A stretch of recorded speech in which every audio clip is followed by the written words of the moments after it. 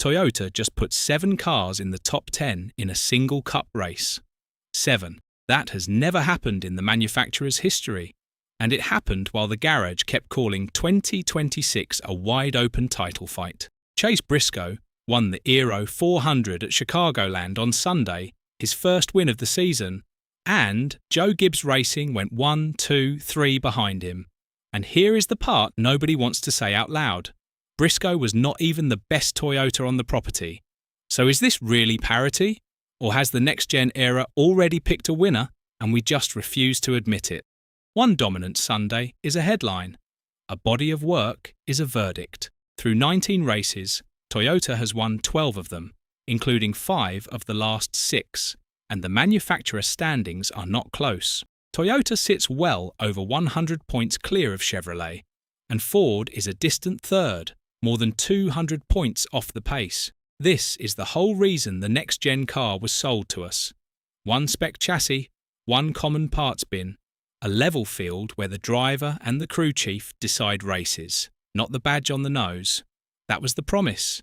So what happens to that promise when one manufacturer is lapping the concept? Start with what actually happened at Chicagoland, because the winner tells you more than the trophy does. Chase Briscoe did not have the fastest car in practice. He did not have the fastest car in qualifying. Denny Hamlin sat on the pole. William Byron led 94 laps for Chevrolet. And for most of the afternoon, Briscoe was a man managing a car that would not quite come to him. Then Joe Gibbs Racing made a pit call. Briscoe came down pit road around lap 215 of 267, cycled to the front when the sequence shook out, and never gave the lead back. He led the final 46 laps and beat his own teammate Christopher Bell to the line by less than 0.3 of a second.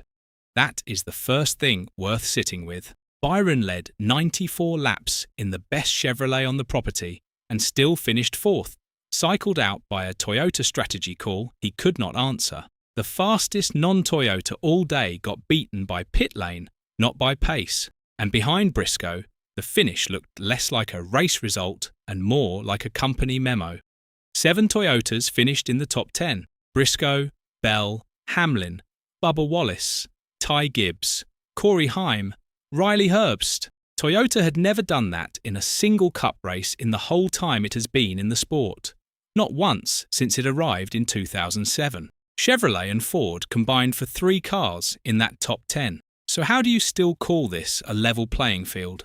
Here is what should bother Chevrolet and Ford more than the trophy. The Toyota that won was not the Toyota anyone feared. Denny Hamlin and Tyler Reddick have combined for the bulk of the manufacturer's wins this year. Briscoe came in winless in 2026.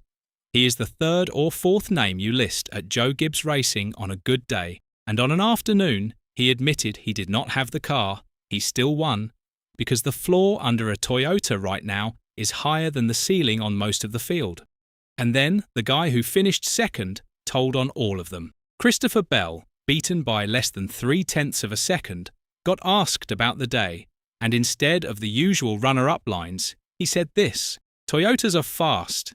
It seems like a monkey can drive them. So it's just disappointing when you get beat by another monkey." Sit with that. A driver who just lost a race by inches is not crediting his rival's talent. He is telling you the car is doing the driving. That is not a shot at Briscoe. That is a confession about the machine.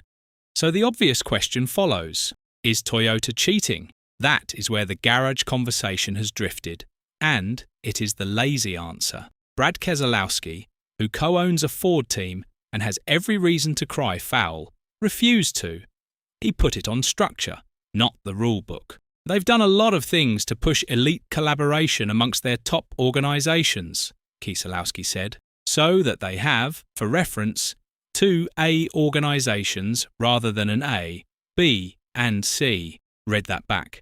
A rival owner is telling you Toyota did not find a loophole. Toyota built a system, and the other 2 manufacturers did not. That is the reveal Chevrolet and Ford keep talking around. Joe Gibbs Racing and 2311 Racing are not a first team and a junior team. They are 2 elite shops pointed at the same data, and every Toyota on track feeds the same pipe. When Briscoe struggled in practice, 4 other cars were solving his problem in real time. That is why 7 of them ended up in the top 10. It was not 7 fast drivers. It was one fast answer, shared 7 ways. And this is where the manufacturer war actually turns. The cheating crowd assumes Toyota changed something to get here. Denny Hamlin says the opposite. "We're running the same car for the last few years," Hamlin said. "The other manufacturers have changed their cars. We haven't changed anything. Let that land." Toyota's edge is not a new trick. It is stability, while Chevrolet and Ford chased the Next Gen package in circles and broke whatever they had. Toyota stood still, and the field walked backward into them. So here is the flip. People thought 2026 was a wide-open title fight held close by next-gen parity. It was never that. It is a Toyota takeover. The parity story was papering over. The close racing you watch on Sunday is close racing between Toyotas. Strip the badge, and the season is one manufacturer and everyone else auditioning for the leftover spots. And the history makes it worse. The last time Toyota looked like this was 2016. 16 wins in a season with Kyle Busch, Hamlin, Matt Kenseth and Carl Edwards all in their prime.